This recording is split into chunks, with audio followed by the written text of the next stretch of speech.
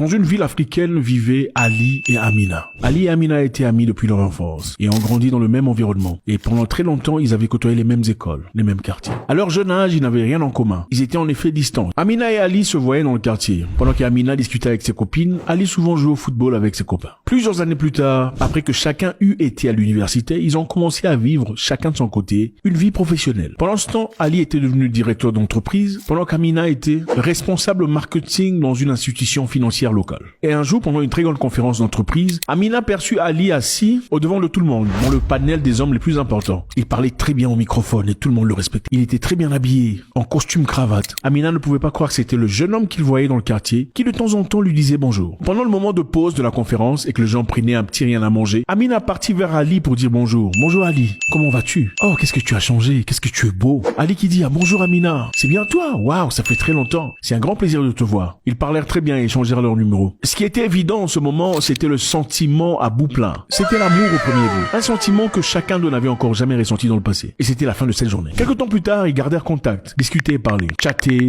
parlaient au téléphone même pendant qu'ils étaient au travail chacun. Ils prirent rendez-vous pour aller s'asseoir quelque part et parler. Dans un restaurant huppé de la place. Assis dans le restaurant, c'était l'amour plein. Ali était adulte, Amina aussi, chacun voulait quelque chose de sérieux. Il était peut-être temps pour eux de discuter s'ils voulaient vraiment quelque chose en commun. Et c'était clair. 2 ans plus tard, ils étaient mariés, dans un événement éblouissant où on réunit toutes les personnes qui les environnaient. C'était génial de voir 2 jeunes personnes venues du même quartier, enfin se mettre ensemble dans une histoire éblouissante. C'était la fête, la bière, les chants, à l'africaine. Dans leur maison, quotidiennement, c'était l'amour fou, c'était le bon bain, tout marchait bien, les câlins, les bisous à manger. C'était une belle vie, ils avaient assez d'argent, ils vivaient dans une belle maison, un bon environnement, dans un beau quartier. Ils étaient tout bien. Mais comme ça arrive très souvent dans chaque famille et chaque couple qui se respecte, les choses avaient changé. Petit à petit, on s'ennuyait. Les papillons dans le ventre étaient partis. C'était la réalité de la vie qui revenait. On commençait peu à peu à voir les défauts de chacun et d'autres. Chacun commençait à remarquer que l'autre n'était pas aussi méticuleux qu'on le pensait dans le passé. Ali remarquait que Amina n'était pas aussi méticulée qu'elle le savait. Elle était beaucoup plus désordonnée qu'elle n'en donnait l'impression. Elle essayait de traîner ses habits ici, quelquefois ses caleçons là-bas. Et l'homme de sa vie n'était pas très content de voir tout ça. Quelquefois, il lui faisait des reproches sur le goût de sa nourriture. Un soir, Amina apporte à manger à son mari et dit voilà, je te fais à manger. Du couscous comme tu aimes et un peu de viande de poulet. Ali en prit un morceau et mis dans la bouche et c'était trop salé. Il n'a pas du tout aimé. Il a commencé à crier. Comment ça se fait que tu peux cuisiner comme ça? Pourtant tu donnes l'impression d'être une femme forte, une femme intelligente, incapable de faire un plat cohérent pour ton mari. Amina qui essaie de se justifier, mais je n'ai pas fait exprès, c'est pas de ma faute. Elle dit c'est toujours comme ça, c'est pas la première fois. Tu me fais toujours manger super épicé. Amina qui réagit, dit mais tu ne m'as jamais dit.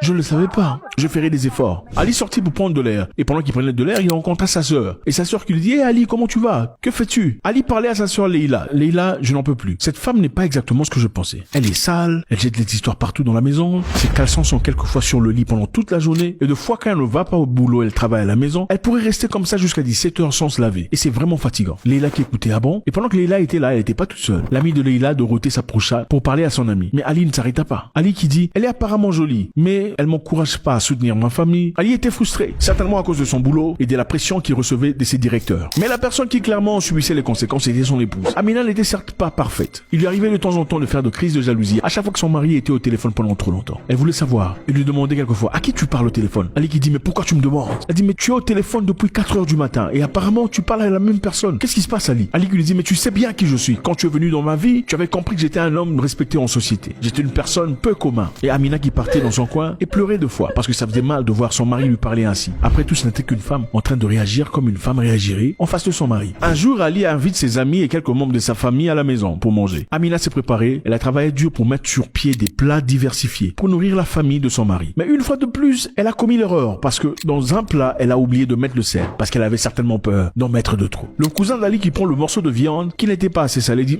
ça, ce n'est pas salé, hein, ça n'a pas de goût. C'est quoi ces trucs? Ali qui regarde sa femme d'un regard menaçant et la sœur d'Ali, Leila qui était là, qui regarde, qui dit on avait déjà entendu parler que la nourriture n'est jamais bien faite dans cette maison. Leila était brisée dans sa personne, brisée dans son ego, se sentir trahie par son mari. Elle avait l'impression que Ali avait tout raconté à tout le monde. Quelque temps plus tard, Ali frustré au boulot, beaucoup trop de travail, fatiguée, elle rentre à la maison chez ses parents. Chez ses parents à la maison, elle trouve ses frères, ses sœurs et il commence à raconter. Ma femme, elle pense toujours à sa famille à elle. Elle achète des provisions qu'elle apporte à ses parents. Jamais elle me dit à moi qu'il faut venir ici. Pendant que ce frère et sœur regardaient et on voyait certainement une colère émerger. Il dit encore ma femme, 2 fois, passe toute la journée sans se laver parce qu'elle est au téléphone ou parce qu'elle travaille. Moi, je comprends pas ce genre d'histoire. Ali rentre à la maison. Quelque temps plus tard, il y avait une grande fête dans la famille. Il y avait une cousine qui se mariait. Tout le monde s'était présenté. Ali était venu avant. Sa femme était en retard parce qu'elle voulait s'assurer que les choses marchaient bien à la maison avant de venir. Arrivée à la salle, tout le monde était assis. Elle savait pas où se trouvait son mari. Et quand elle rentrait, la personne à la porte, c'était la sœur d'Ali. Ali.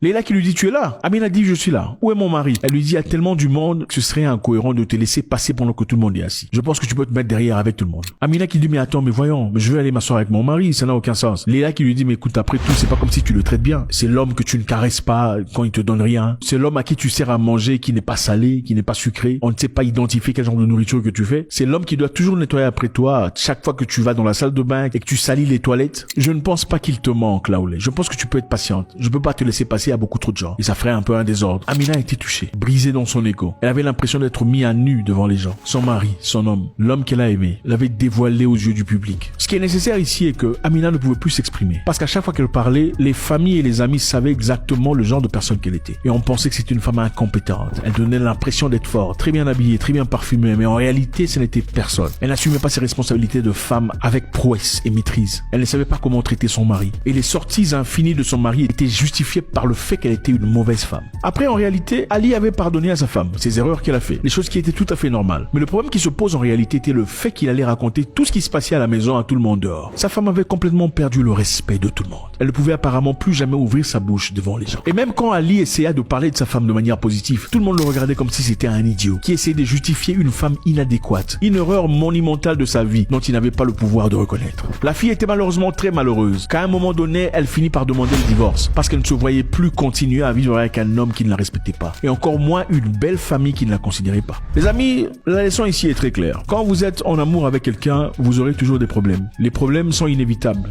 Ça vient, ça arrive. On ne peut pas les éviter. Mais ce qui est important de retenir, c'est que les problèmes que vous vivez avec votre partenaire à la maison ne sont pas obligés d'être dévoilés aux yeux du monde. Pas auprès de vos amis, pas auprès de votre famille. Il y a des choses qu'on ne dit pas à ses propres frères ou sœurs concernant sa femme, car ce sont des choses privées. Oui, vos frères resteront pour toujours vos frères, parce que vous partagez le sang de vos parents. Mais la femme ou l'homme de la vie que vous choisissez est une personne qui fait partie de ce que vous serez pour le reste de votre vie. Parce que certes, vous partagerez la création de vos enfants. Il est donc très important de les protéger. Tu peux en vouloir à ton partenaire comme tu veux dans la maison. Tu peux crier comme tu veux. Tu peux te fâcher. Mais jamais il faut aller le dévoiler. Quelquefois même pas à ses propres frères. Si vous décidez d'en parler à vos frères et sœurs, soyez-en sûrs et certains que vous n'en voulez plus. Parce qu'il serait ridicule d'être une personne qui parle négativement de son partenaire pendant que quelquefois en public fasse semblant de marcher avec la personne la plus importante de la vie.